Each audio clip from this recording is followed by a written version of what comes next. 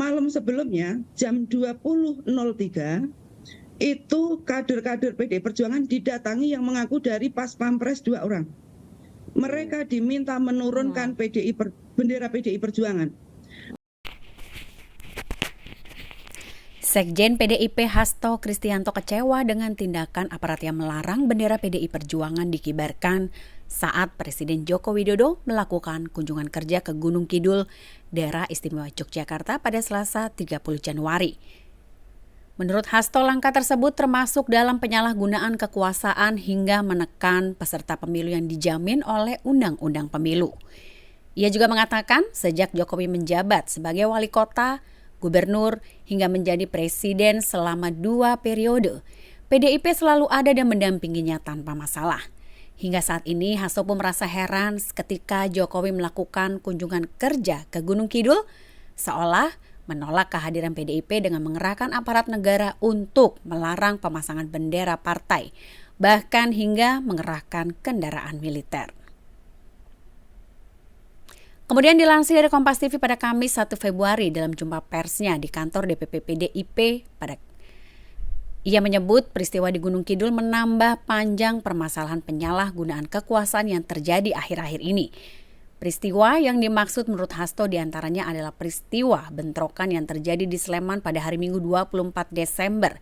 Bentrokan itu membuat seorang loyalis Jokowi ketika menjadi capres di pemilu 2014 yang bernama Muhandi Mawanto terpaksa meninggal dunia.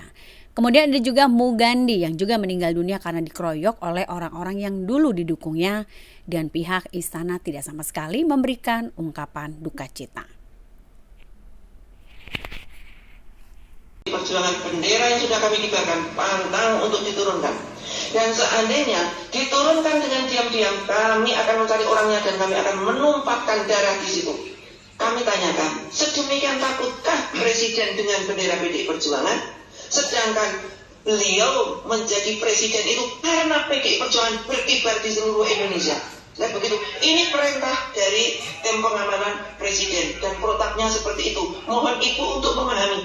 Besok di 2019 setelah 2014 kemanapun justru kami diminta untuk pasang bendera PDI Perjuangan saat beliau datang.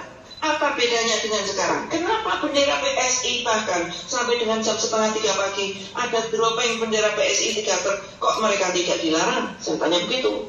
Kenapa ada bendera Gerindra juga dipasang malah di lokasinya Pak Presiden tidak dilarang? Kenapa ada bendera yang lain tidak dilarang?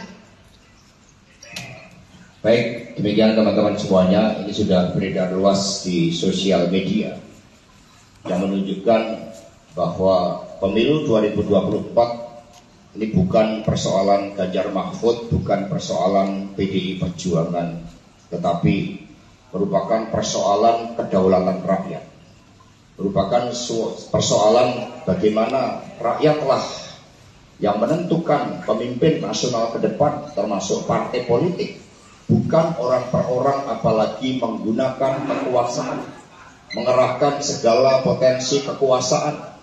Dan inilah kekuatan kebangkitan dari rakyat, dari wong cilik, dari anak ranting-ranting PAC, dari masyarakat kecil yang dulu berjuang dengan penuh ketulusan untuk Bapak Jokowi.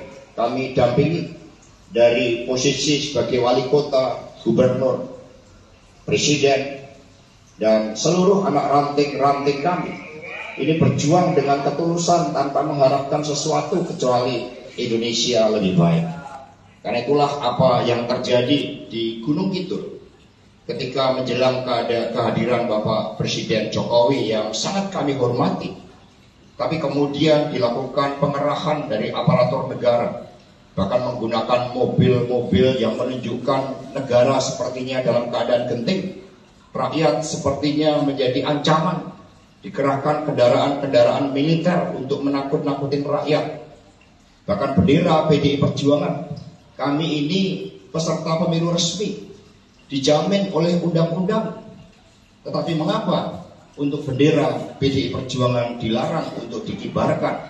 Sementara bendera PSI yang dipimpin oleh anak presiden diizinkan bertrek-trek datang ke Gunung Kidul. Ini merupakan suatu perlakuan yang tidak adil. Dan ini melengkapi terhadap apa yang terjadi. Jangan lupa subscribe ya.